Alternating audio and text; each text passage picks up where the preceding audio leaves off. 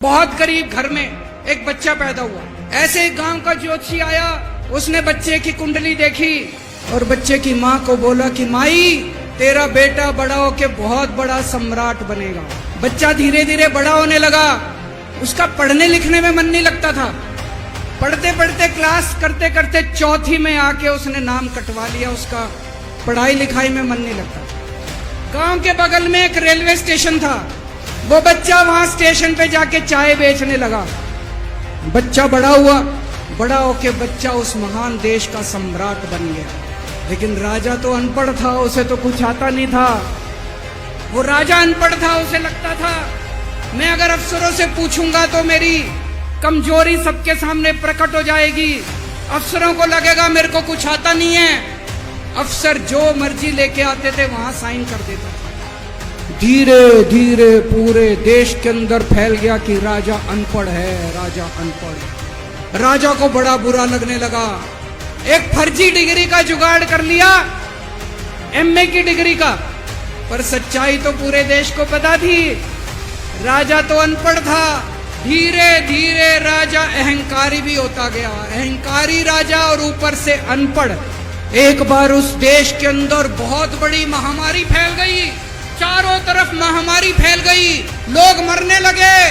किसी ने आके बोला जी थाली बजवाओ तो देश ठीक हो जाएगा। तो राजा ने पूरे देश में थाली और चम्मच बजवा दिए। महामारी तो नहीं बची, महामारी तो फैली रही। किसी ने आके कहा जी डॉक्टरों की जरूरत पड़ेगी, दवाइयों की जरूरत पड़ेगी, इंजेक्शन की जरूरत पड़ेगी, तब महामारी रुकेगी। राजा का एक और दोस्त था। उस दोस्त ने किसानों के ऊपर गाड़ी चढ़ा दी, रौंद दिया, कुचल दिया किसानों को। राजा ने अपनी दोस्ती नहीं छोड़ी। इस बात पे तो दाद देनी पड़ेगी कि राजा दोस्तबाज था। चारों तरफ अत्याचार हो गया। चारों तरफ देश के अंदर इनके अपने लोग जो थे वो बलात्कार करने लगे, गलत काम करने लगे, हाहाकार मच गया। जो राजा के खिलाफ बोलता, राजा उसको पकड़ के जेल में डाल देता। एक दिन एक पत्रकार ने कार्टून बना दिया राजा के खिलाफ, उस पत्रकार को उठा के जेल में डाल दिया।